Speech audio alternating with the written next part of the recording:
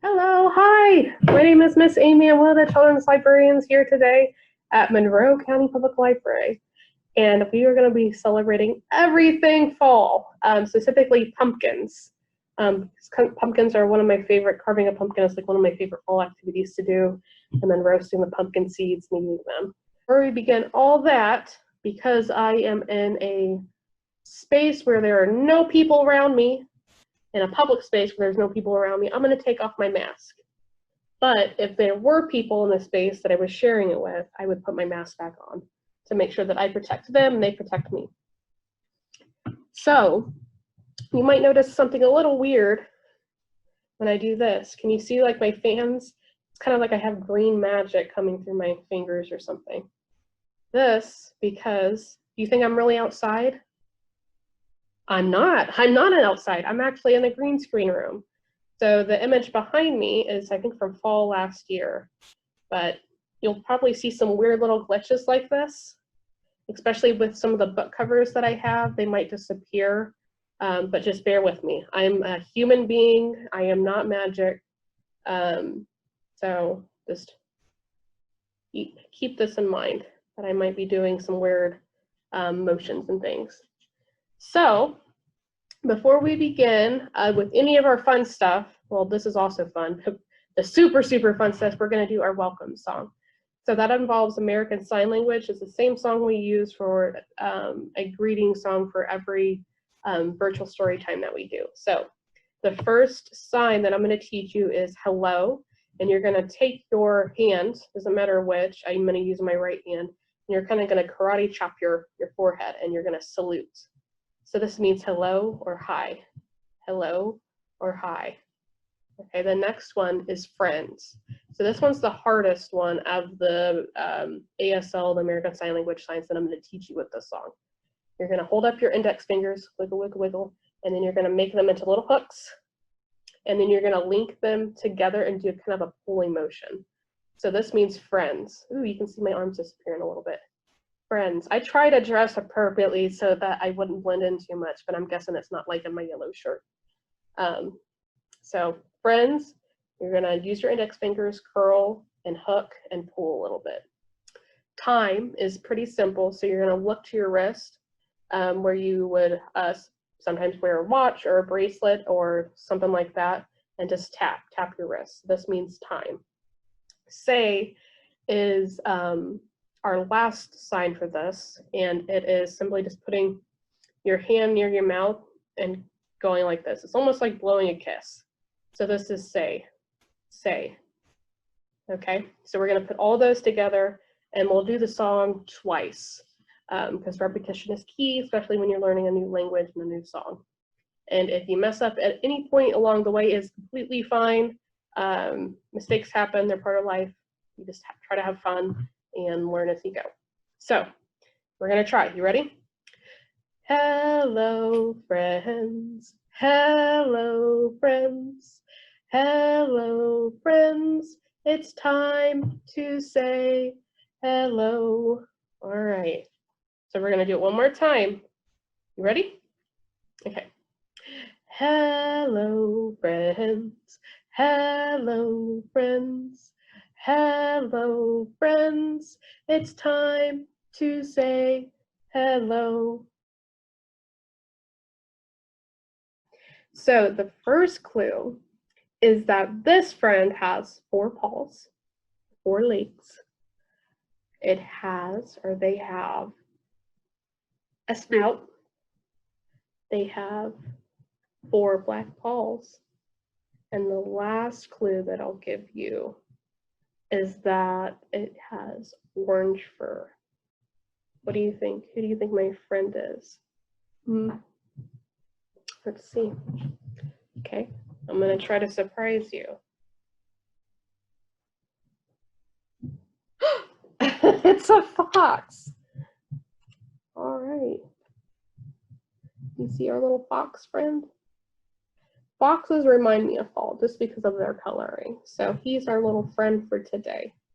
So you are pretty smart cookies with the hints that I gave you, and you're able to figure it out. What is this fox wearing? Can you see? He's wearing a mask. which is always good. I'm going to take the mask off so you can see. See his little cute face. So, how many paws does he have? You want to count with me? 1, 2, 3, 4. What color are his paws? They're black. What color is his nose? Can you see? It's black as well. And what color is his fur again? It's orange. It's like an orange brown. So he's going to listen to our next and our last story called Pick a Pumpkin. So we're going to try to do this a little bit differently. So I'm going to put him right here. Oh, you'll be able to see him to where you can see his little ear, but not much more than that. So this one is called Pick a Pumpkin by Patricia Toht, illustrated by Jarvis. I absolutely love the illustrations in this. So she does a whole series based on the seasons. So there's one for winter as well, called, I think, Pick a Pine. Pick a pumpkin. Pick a pumpkin from the patch. It's a lot going on. Do you see the kitty? Yeah, right there. Do you see the bird? Right there. And do you see all the pumpkins? They're pretty much everywhere. What about a scarecrow? Can you find the scarecrow? Right here. Lots going on. Tall and lean, or short and fat. Vivid orange, ghostly light, or speckled green might be just right. Do you see all the types of pumpkins? Do you see the orange ones? Can you find an orange one and point to it? That one's the easiest. What about a yellow one? Right there? Yeah. What about a green one? Kind of a green speckled one right there. And then there's kind of a dark, dark, dark green one right here. You can see. Pumpkin snugly in your arms, wheel a wagon through the farm. Stop for mugs of spicy punch, toffee apples, sweet to crunch. That's like an amazing day, honestly. If only I was still the age where someone was pulling me in a wagon, I would really appreciate it. Can you find the birds on these pages? Where are the birds at? Can you point to them? I'll try to hold it up so I can point to them as well if you can't find them. One's right here. Where's the other bird? There's actually a couple now that I'm looking. There's another one. Where's the third one? At least the third one that I see. Way up here. Homeward from the pumpkin patch, all your goodies stacked in back. Now, oh my goodness, look how many pumpkins they bought. It looks like they bought a whole pumpkin patch. You see that? Look how many pumpkins they have. Brush or wipe your pumpkin clean, rub it smooth and make it gleam. Find the perfect carving space, line with papers just in case you make a mess. Next, what do you think is the next step after you clean your pumpkin? Are they cleaning? Yeah. I have never really cleaned my pumpkin, so maybe that's why it never turns out right.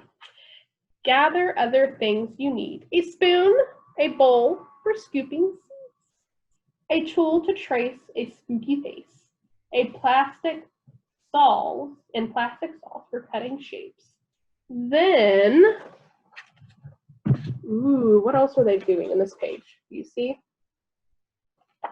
And the table is green, and so it's disappearing a little bit. It looks like they're making spooky cookies. Some ghost cookies.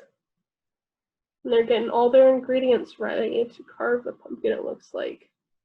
Do you see something in the kitchen that probably shouldn't be in the kitchen? Not the cat. I see a mouse. Do you see where the mouse is at? If I found a mouse in my kitchen, I'd probably be a little upset.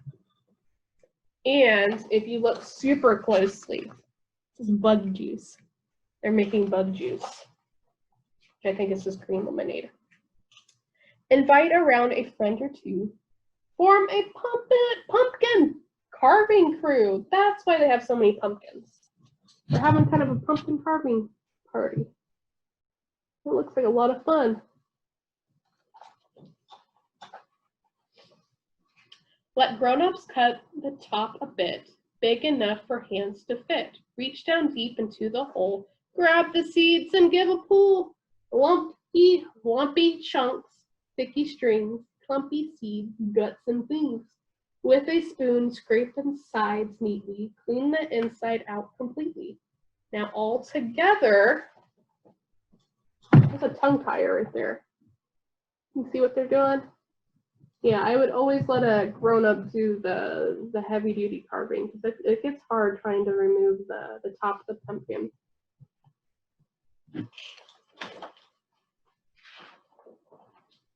Carve the eyes, giant circles of surprise, small slits sleeping, or one eye peeping. Cross-eyed crazy, angry, or lazy. And below these, make a nose, a triangle, a pinprick, a nose that grows from thin to thick under the nose. So look at all these different types of cool designs you possibly do. What one's your favorite? Can you see? I know my favorite one. I have a few favorites on this page. What ones do you like? I like this one. I like the weird little the eye they did. And then, I don't know, my next favorite will probably be this one. I like this one. This one looks cool, but it looks really hard to do. I want something a little easier. Where the mouth goes, a kiss, a frown, a toothy grin, a zigzag gap cut long and thin, a smirk, a snarl, an eerie O, or pointy fangs, all in a row. But wait, you see their mouths? All these look too hard for me. I might be able to do the O to carve. Oh, the little baby. I mean, look at what the baby did. The pointy teeth, that would be hard to do. Because then it just becomes all a jumble. And then it'll become just a giant crescent. Before you light your new creation, first it's time for decorations. Cobwebs strung from post to post, rings of gauzy dancing ghosts, spiders, tombstones, dangling bats, skeletons, and witches' hats. Let's see what's going on. There's a lot of cool. I love decorating for fall and spooky season. You see the kitty? Where's the kitty on the page? Well, you gotta be watching out for your decorations. Sometimes they get too spooky. Now quick, slip on gear to trick or treat and grab a sack to hold your sweets. So I'm gonna show you this page and we're gonna go through what you think they are. Oh, that is cute. Okay, so the dad looks like a vampire. The girl looks like a witch. This little dude right here looks like a werewolf, but he also reminds me of the Where the Wild Things Are, Max, like his costume. And then we have a mummy. Then we have a ghost. And then we have a pumpkin, and then I don't know what she is. We got some cobwebs and spiders and other spookified things. Lift your pumpkin up with pride, march it into a place outside, set it safely on the ground, and call the crew to gather around.